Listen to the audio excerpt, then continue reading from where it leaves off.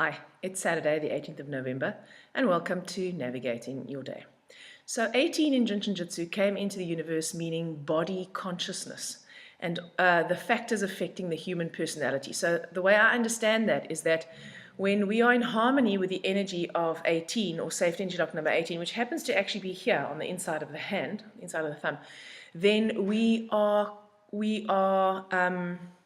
connected to our physical body. We are not just, we can be conscious in a self-conscious way or conscious in a grateful way, like what does it do for us every day, or conscious in terms of what is it trying to tell us, what kind of feedback are we getting? Because, people often think that disease or signs and symptoms are something that needs to be removed as quickly as possible. We don't like the discomfort and we want to be better.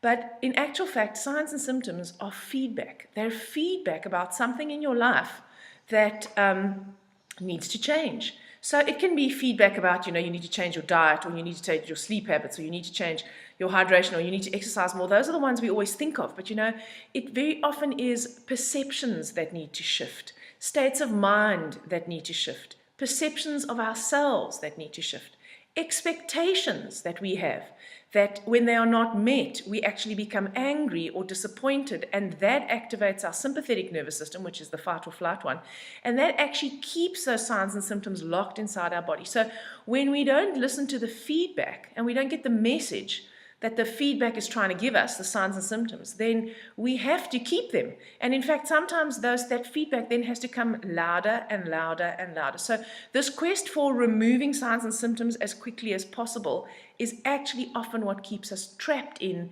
keeping the signs and symptoms. So safety energy lock number 18, or 18 today, allows us to connect, to become conscious of our body, to become conscious of the factors that affect our personality, to become conscious of the masks we wear, to become conscious of what part of us is pretending, how much pretending are we doing, what are we doing to please other people, what are we doing to conform, so I'm not thin enough because I don't look like the women in the magazines, for example.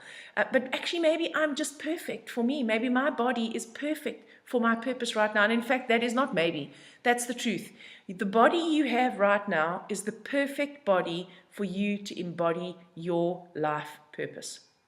And so if there are parts of it that you have a problem with, then you want to ask yourself, what is that feedback trying to tell you? How is your body, the signs and symptoms from your body, or the signals from your body, trying to get you back on purpose? So that's the energy we can connect with today. 18 is a 9. 9 is a child. So today is a day for fun. Isn't it wonderful that it's a Saturday? Today is a day for fun. The way in which you get into your body is to move it in a way that you find fun. So dancing, playing, swimming, walking on the beach, it'll be different for different people. Running 20Ks, some people think that's fun, right? So not punishment, but fun. The more we are able to do that, the more we can actually get into our bodies. The more we're into our bodies, the more centered we become. We often try and bypass the physical body. I can't tell you how many times I've seen that. I've been working with people for more than 20 years. And for some other reason, we seem to think that, the mind stuff, the mindfulness or heartfulness or meditation or spirituality, those things we think we can do. But the body, we just want to bypass it. We don't want to have to bother with that because that stuff is hard. So the delusion lies in that if you cannot get into your body and connect to that part of you that is always in the present, it's never in the past, it's never in the future, it's always in the right now, and it's always giving you feedback about what's going on with you right now. You can't bypass that. It's a trove of information. Anyway, I'm on my soapbox now, so I'm going to get off. So have fun today, right? We've still got the 11 of November, which is that 2 energy, remember, and that is being able to discover what it is that we need to balance ourselves and nurture ourselves on a spiritual level. It's also about emotion. So a lot of people are finding having a very emotional time right now, and that can also be about those emotions that we have to release in order for us to connect to who we really are. Those emotions that we've suppressed for years, they can start coming out right now. So it can come out in different guises. It can be sadness, it can be weeping, it can be anger, it can be frustration, and you might not actually know where it's coming from. It's okay. Emotions, they don't want to be thought about, right? They just want to be felt and they want to be released. We've got the one of 2017. So once again, being able to play, being able to get into our body, being able to find what nurtures us spiritually, being able to see the balance in our lives helps to integrate us into that inspiring leader that knows what direction they need to take. That's the energy of the one. The helper today, the hero, is a 3. So 3 is a fire number, and 3 is about creativity, and it's about expression, and it's about how do you take that connection that you have to yourself and that energy that you've put into yourself, and how do you express that out there in the world. 3 is the number of the waltz, 1, 2, 3, 1, 2, 3. So it helps to connect the disconnected parts together so that we can move through the world more effortlessly. 3 is the strategist, it's the long-term planner.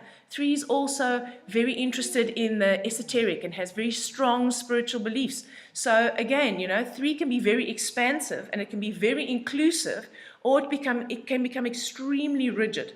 So you may want to examine where in your life are you expansive and where in your life are you rigid. And maybe your expansion needs a few boundaries, perhaps, or maybe not. And maybe your rigidity needs a bit of softness. That's going to be for the individual to find out. Now, the hero is a 3 and the villain is a 3. Oh, just hold on a second. Chuck, stop that crying. My husband's taken the other dogs, and there's a dog with a sore leg, and she's so horrified that she hasn't been taken with it. She's crying.